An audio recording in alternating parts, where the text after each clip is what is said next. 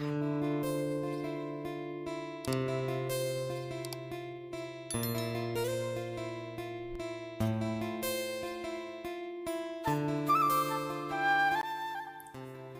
சுதந்திரம், சுயமரியாதை என்று காரணங்களை சொல்லி புரட்சி என்று நினைத்தது தவறான உதாரணமாக இருக்கும் பெண் அல்ல சாரு. இந்துவின் திருமணத்திற்கு பிறகு பல முடிவுகளை சாரு எடுத்திருந்தாள். தனக்கென்று ஒரு வேலை, கொஞ்சம் சேமிப்பு, யாரையும் எதிர்பார்க்காமல் இருக்கும் தன்னம்பிக்கை, இவை மூன்றையும் திருமணத்திற்கு முன் அடைய வேண்டும். திருமணத்திற்கு பிறகு பல பெண்களுக்கு இவைகளை அடைய வாய்ப்போ தைரியமோ இல்லாமல் போகலாம். அவள் தமக்கை இதற்கு நல்ல உதாரணம்.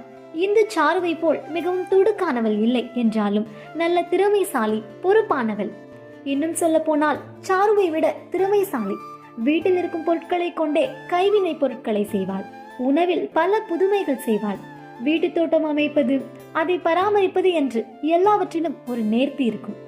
ஆனால் அவள் திருமணத்திற்கு பிறகு அதை பார்க்கவோ ஊக்குவிக்கவோ அவள் புகுந்த வீட்டில் யாருக்கும் நேரம் இருக்கவில்லை. புகுந்த வீட்டார் சொல்வதை செய்யும் பொம்மையாய் மாறிப்போனாள்.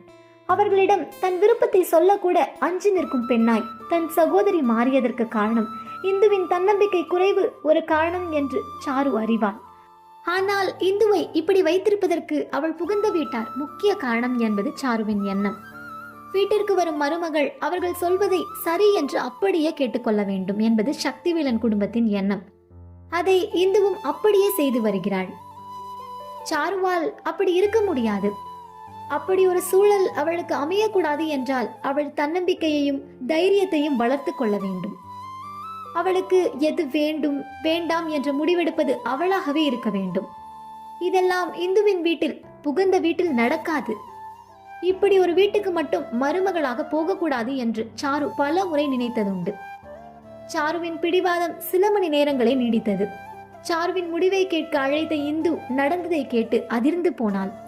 இந்துவிற்கு ஏமாற்றத்தை விட பயம் அதிகமாக பற்றி கொண்டது. அவள் புகுந்த வீட்டில் என்ன சொல்வார்களோ என்ற கவலை அவளை பற்றி கொண்டது. உடனே தங்கையிடம் பேச நினைத்தாள். ஆனால் தொலைபேசியில் பேசுவது சரி வராது என்று நேரில் பேச எண்ணினாள்.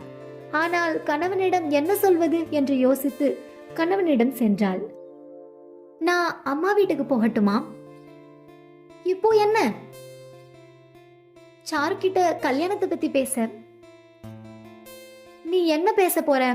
அதுதான் எல்லாரும் முடிவு பண்ணியாச்சே. சக்திவேலுக்கு என்னவென்று சொல்வது? தங்கை திருமணத்தை மறுக்கிறாள் என்றால் இங்கே நிச்சயம் ஒரு பூகம்பம் வரும். சக்திவேலன் குடும்பம் சாருவை கேட்டதே பெரும் ஆச்சரியம். அவர்கள் எல்லோரும் சம்மதித்த பிறகு தங்கை இப்படி செய்தால் உருளப்போவது இந்துவின் தலைதான். சட்டென்று யோசித்து, எனக்கு அம்மா அப்பா கூட போய் இந்த விஷயத்த நானே சாரு கிட்ட சொல்லணும்னு ஆசை. நீங்க என்ன சொல்லுவீங்களோன்னு பயம் இருக்கு. இப்ப போகணும் போல என்றால் சோகமாக. சக்திவேல் சிரித்தபடி, அடடா, என் மேல் உனக்கு அவ்வளவு பயமா? மனைவியின் அருகில் வந்து லேசாக மூக்கை பிடித்து ஆட்டிவிட்டு, சரி போயிட்டு வா, ஆனா இன்னும் இந்து கிட்ட பேசலையா என்றான்.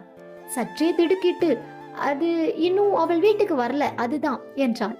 இந்து அத்தை கிட்ட சொல்லணும், நீங்க கேளுங்க, அத்தை என்ன சொல்லுவாங்களோ. அவள் பயந்தது போல, இவ அங்க போய் என்ன செய்ய போறா? மனோகர வேண்டாம்னு சொல்லுவாளா இவள் தங்கை என்றாள் விஜயா வெகு ஏளனமாக. அதில்லமா, இவளே போய் சாரு கிட்ட சொல்லணுமா? இவ சொன்னாதான் அவ சரின்னு சொல்லுவாளா? அதற்குள் அங்கு வந்த சுந்தரம் ஏதோ ஆசைப்படுறா, அதுக்கு எதுக்கு நீ சும்மா கேள்வி கேட்கிற?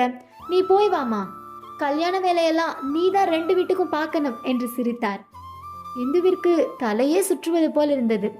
தன் தங்கையின் பதில் இந்த வீட்டில் தெரிந்தால், சரி கிளம்பு, கொண்டு போய் விடுற என்றான் வெற்றிவேல். வேண்டாம், நான் ஆட்டோல போகிறேன். அவன் வந்தால் சாருவிடம் நேரடியாக கேட்கலாம். சாரு மறுத்து விடலாம். இந்த குழப்பத்தை தவிர்க்க அவள் அப்படி சொன்னாள். ஏன் தேவையில்லாம ஆட்டோ என்றார் சுந்தரம். இல்ல மாமா, காலையிலிருந்து அவர் அலைஞ்சிட்டே இருக்கார். இப்ப மறுபடியும் கார் எடுத்து என்னை கொண்டு போய் விட்டுட்டு மறுபடியும் வரணும். அவர் ரெஸ்ட் எடுக்கட்டும், ஆட்டோ பிடிச்சா 20 நிமிஷத்துல போயிடலாம் என்றாள். அன்று சக்திவேல் சற்று அதிகமாகவே சுற்றி அலைந்தது உண்மைதான்.